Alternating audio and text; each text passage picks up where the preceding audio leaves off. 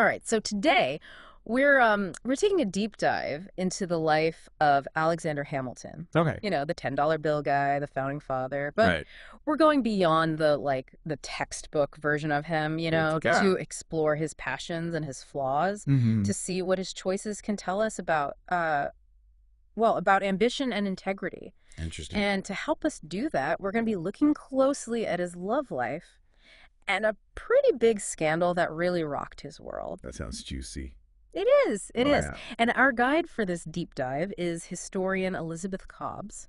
Oh, I've heard of her. Yeah, she Yeah. wrote the book, The Hamilton Affair, and she also shared some great insights in an episode of the American History Hit podcast. Oh, I have to check that out. Yeah, for sure. So it's easy to forget sometimes that these historical figures, Hmm? they weren't just names in a textbook. They had like real lives, Yeah. relationships, tough decisions, Yeah. just like we do. Totally. And Hamilton's story really is a wild ride. I mean, even from the very beginning. You might be surprised to learn that his early life was, well, anything but typical for a founding father.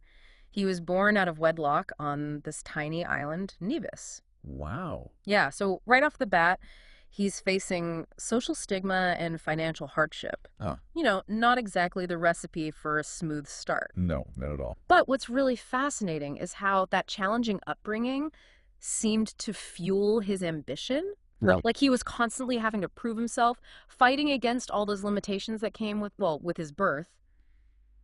It makes you wonder if that's why he was drawn to war.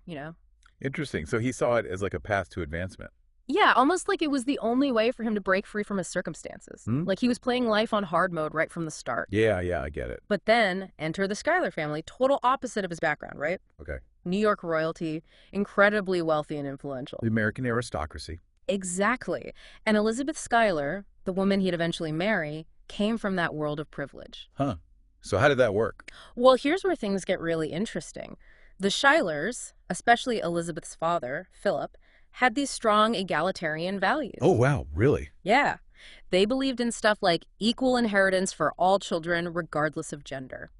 Super radical for the time. Yeah, for sure. And think about it. Hamilton, so aware of his outsider status, he sees someone like Philip Schuyler, this Mhm. powerful figure Right. advocating for fairness and equality, must have been super appealing to him. Totally. Like he finally found a family that embraced his talent Yeah. and his ambition, not where he came from. Exactly. Okay, but let's talk about Eliza, the woman who captured Hamilton's heart. I mean, we know they had a deep connection, but Hamilton writing love letters? Love letters. Really? Oh, yeah, he was a lot more than just a treasury secretary. So what were they like, super romantic? His letters to Eliza are something else. He describes her as having, and I quote, all the beauties, virtues, and graces of her sex. Wow. And he even admits that thoughts of her intrude on his sleep. Ooh, that's pretty steamy for the 1700s. Right. I mean, clearly there was real passion there, not just a marriage of convenience. Definitely. But of course, there's always another layer to these historical love stories. What about the rumors about Eliza's sister, Angelica? Ah, yes, Angelica. Was there something going on there? That's where things get a bit tricky, right? I mean, the Broadway musical really played up that potential romance. Oh, yeah. But to really understand what was going on, we have to remember the social norms of the 18th century. People were a bit more flirtatious back then. So you're saying what might seem scandalous to us today Yeah. was totally normal then? Exactly. Society was much more open about expressing affection. You have to read those letters between Hamilton and Angelica in that context. Okay, so it's more about social conventions Yeah. than a hidden love triangle. Right. Exactly. And don't forget, Angelica was already happily married with kids when she met Hamilton. Right. Plus, and this is important, there's zero historical evidence that anything inappropriate actually happened between them. Mhm. And trust me, if there had been, Hamilton's political enemies would have used it against him. Oh, absolutely. They were always looking for dirt. For sure. But even without a love triangle, Hamilton's life was about to take a dark turn Oh. with a very public scandal, the Reynolds affair. We're talking adultery, blackmail, and a whole lot of political drama. This is getting good. Right. It all goes down in 1791 in Philadelphia. Picture this. Hamilton's at the peak of his career, super involved in establishing the National Bank. Okay. But Eliza's away for the summer with the kids. So he was on his own. And this is where we need to consider the realities of life back then. Cobbs points out that couples often tried to limit their family size. Right. Childbirth was pretty dangerous. Exactly. Eliza's own mother had 14 children, but Wow. almost half of them died in infancy. Okay. So motherhood was a seriously risky business back then. So Eliza being away, it wasn't just a vacation. No, It was, like, strategic. right, a way to protect her health. And it's into this situation that Maria Reynolds enters the picture. Okay. A young, beautiful woman stuck in a bad marriage. Mm-hmm. She approaches Hamilton for a loan. Okay. And, well, things escalate pretty quickly. Ah, I see where this is going. And this is where Hamilton's past might have played a role. Remember, his own mother experienced a lot of shame because of her relationship. Mm. So it's almost as if he was reliving those childhood fears, terrified of making the same mistakes. So even subconsciously, Uh-huh. his past was influencing his actions. Possibly. But now let's talk about Mariah's husband, James Reynolds. Okay. Was he just a heartbroken spouse? Not exactly. He saw this as an opportunity and immediately started blackmailing Hamilton. No way. Yeah, we're talking over £1,000 initially. That was a third of Hamilton's government salary. Wow, that's a lot of money. It was huge. Clearly, Hamilton was desperate to keep this whole thing under wraps, not just for himself, Right. but for Eliza and his political career. Of course. But then things get even more complicated with the infamous Reynolds pamphlet. The what? The Reynolds pamphlet. It came out years after the affair. Okay. And basically, it had all these letters detailing the payments Hamilton made to James Reynolds. Huh. And of course, Hamilton's political enemies, Right. always lurking, they got a hold of these letters and were ready to use them as ammunition. Classic smear campaign. Exactly. Accusing him of misusing government funds, twisting the truth to make him look corrupt. So what did he do? It was a terrible choice. Protect his reputation with a lie, or confess to adultery and face total public humiliation. Ugh, what a dilemma. I know, right? And what did he choose? Transparency. Really? The Reynolds pamphlet was his way of taking control of the story, Bold move. exposing the blackmail, defending himself against the corruption charges. So he's basically saying, judge me for my personal failings, but don't question my integrity as a public servant. Exactly. Talk about guts. But what about Eliza? How did she handle this incredibly public betrayal? I can't even imagine. We'll dive into that in part 2. Okay, I'm ready for it. So Hamilton just lays it all out there, confessing to this affair in this explosive pamphlet. I know, right? It's bold, but was it the right move? Well, And, how did Eliza react? I mean, can you imagine finding out about your husband's infidelity through a pamphlet? oh, it's just devastating, isn't it? And to experience that so publicly, Awful. especially considering she was 8 months pregnant at the time. Oh my gosh, I hadn't even thought about that. It's just, I can't even imagine what she must have been going through. It's unimaginable. But she stayed with him, right? She did, yeah. So, we can't know for sure what happened behind closed doors, but it's pretty clear that Eliza was deeply hurt Of course. and angry. Rightfully so. But, you have to remember, she wasn't just a heartbroken wife. No. She was also incredibly strong and intelligent. Definitely. So she wasn't just going to sit back and be a victim. Oh, absolutely not.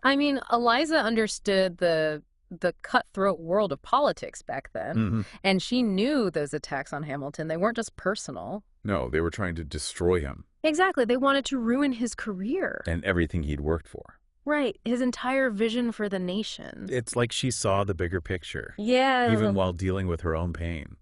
She knew Hamilton was a target because he was a disruptor, challenging the status quo, pushing for a strong federal government. He wasn't afraid to make enemies. Nope, not at all. And that's what makes Eliza's forgiveness even more incredible. Yeah. She chose to stand by her husband. Yeah. Not because she condoned his actions, Of course not. but because she truly believed in his integrity. And his vision for the country. Right, his commitment to building a better future for America. It speaks volumes about their relationship. It really does. But Cobbs also points out that while Eliza forgave Hamilton, Mhm. she never forgave those who went after him politically, like James Monroe, for example. Oh, wow, really? Yeah, she held on to that anger, refused to reconcile with anyone she felt had betrayed her husband. And their shared vision. Exactly. Wow, that's loyalty. Right. It shows her unwavering loyalty, but also, her savvy understanding of how the game was played. Mm. She knew those guys would stop at nothing to take Hamilton down. Yeah. And she wasn't going to let them rewrite history. Or tarnish his reputation. Exactly. And her dedication to protecting Hamilton's legacy, it went way beyond his lifetime. Oh, absolutely. After his death, she dedicated herself to preserving his writings. Right. To making sure his contributions were never forgotten. That's amazing. She founded an orphanage in his name. Really? Yeah, which shows, her compassion and her desire to continue his work of public service. It's a beautiful tribute. And, she was also instrumental in raising funds for the Washington Monument. Wow. It's like she was determined to honor those who shaped the nation. She really stepped into her own power. Yeah, it's amazing how she channeled her grief into action. It's inspiring. She became such a powerful advocate. In her own right. Absolutely. I mean, her story really makes you think about forgiveness, the complexities of love and loyalty. Definitely. And the lasting impact one person can have even in the face of such adversity. Yeah. It's funny. Right. Thinking back to the Reynolds pamphlet. Yeah. Do you think in the end it was the right decision? Oh, that's a tough one. I know, right? I mean, it caused Eliza so much pain. Obviously. And it opened Hamilton up to all those accusations of hypocrisy. Yeah. But we have to remember the political climate back then, right? True. It was a different time. Hamilton's enemies were ruthless. They would stop at nothing to destroy him. Exactly. So by being transparent, was he actually trying to, disarm them? Like, take away their power. Yeah. It's possible. By confessing, he took control of the narrative. He exposed the blackmail. Yeah. It was like he was saying, you can judge me for my actions, but you can't question my integrity. Interesting. It was a huge risk. For sure. But it might have actually strengthened his position in the long run. How so? Well, because he was open about his mistakes, he showed a level of honesty and accountability that was rare in politics, even then. That's a good point. And remember, this was at a time when the very foundations of the United States were being laid. Yeah. Every action, every decision had the potential to set a precedent. So Hamilton's choice to be transparent, even when it exposed his flaws, it could be seen as a statement About the importance of honesty in public service. So it wasn't just about saving himself. No. It was also about setting a standard. For those in positions of power. Exactly. Yeah. So in that sense, Maybe it was the right decision. even though it was so painful. Yeah. At least in the short term. Right. But of course, Yeah. the long-term consequences of that decision, And the events that followed. they're a whole other story. A story that ultimately leads to that fateful duel with Aaron Burr. So we've talked about love and betrayal and all this political drama. It's a lot. Yeah. But we know how this story ends. Right. With that tragic duel with Aaron Burr. A really senseless act of violence. It really is. Yeah. I mean, it's hard to believe that these two guys Yeah. who were so important to the founding of our nation, Right. Right. they end up, meeting their end in this way. It's almost Shakespearean. It really is. But I guess we have to try to understand the context, Yeah. The rivalry that had been brewing between Hamilton and Burr for years. You weren't exactly friends. They weren't, no.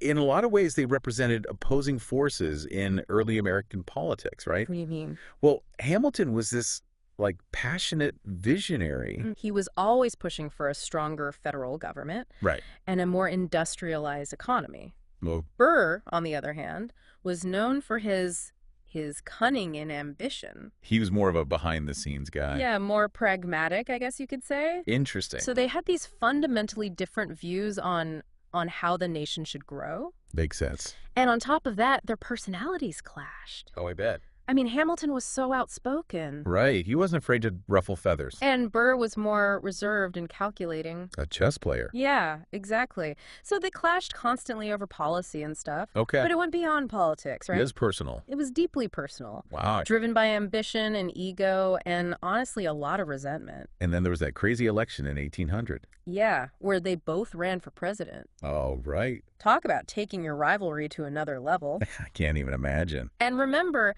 back then, the person with the most electoral votes became president, and the runner-up became vice president. Oh, well. But what happened? Burr and Jefferson tied. Tied? No way. Yeah, so the decision went to the House of Representatives. What a mess. It was a total mess. So what does Hamilton do? He uses his influence to help Jefferson win. Even though he didn't like him that much. Even though he didn't like him, he thought Jefferson was the lesser of two evils. Oh, wow. But of course, Burr was furious. I bet He so. felt totally betrayed. Yeah. And that solidified their hatred for each other. And it ultimately led to the duel. It's like this chain reaction of bad decisions and escalating tensions. So how did it actually come to a duel? Well, there was this exchange of insults. Yeah. Typical Hamilton and Burr, right? Right. And Burr takes offense to something Hamilton supposedly said about him. Oh. And he challenges him to a duel to defend his honor. So, like, back then, Yeah, a duel was seen as, like, the way to settle things. sadly. Yeah. It's so archaic. I know, it seems crazy now, but it was this whole code of honor among gentlemen. Even though it was illegal. And Hamilton, even though he must have known the risks, he felt like he had to accept. He couldn't back down. He felt like if he refused, it would damage his reputation. And his political influence. Exactly. He felt trapped by this whole notion of honor. Wow, it's really sad. It's tragic, right? This brilliant man who dedicated his life to building a nation. And it ends this way. Because of these outdated ideas. It really shows you how powerful social pressure can be. It does.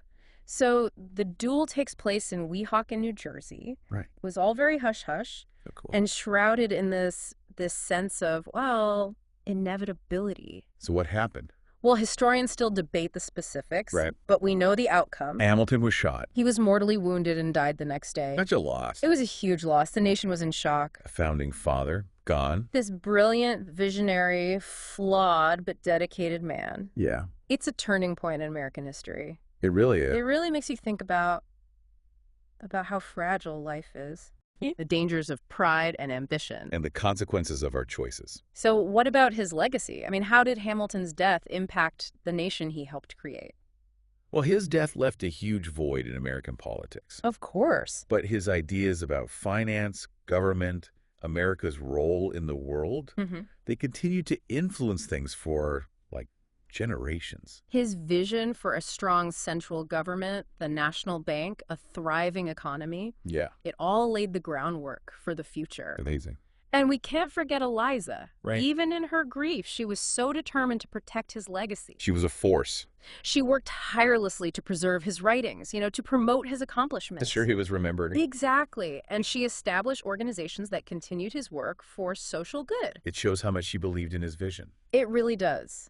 So in a way, she helped shape how we remember him today. Not just for his flaws or the tragedy of his death. Right, but for his brilliance, His passion. his dedication to this American experiment. And in doing so, Yeah. she showed incredible strength Resilience and a Day. deep understanding of the man she loved. Their story, even with its sad ending, it reminds us that history isn't just about big names and battles. All right. It's about the human stories that shape our world. I love that. It's about ambition and love, betrayal, forgiveness, the power of the human spirit. To strive for something bigger than ourselves. It also makes us think about the choices we make, the consequences of our actions, how we impact the world. Hamilton's life, with all its ups and downs, it's a cautionary tale, but also inspiring. It really is. And maybe the most important takeaway from all of this is that even the greatest figures in history were just people like us. They made mistakes. They struggled. They were perfect. No one is.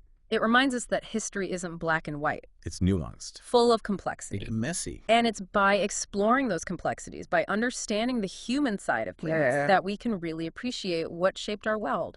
Well said. I think that about wraps up our deep dive into Alexander Hamilton. A man of brilliance, passion, and, tragedy. Whose story continues to fascinate us. But the exploration doesn't have to end here. Check out the sources we talked about. Read Hamilton's own words. There's so much to discover. Keep diving deep, keep questioning, keep learning. That's what it's all about. Until next time.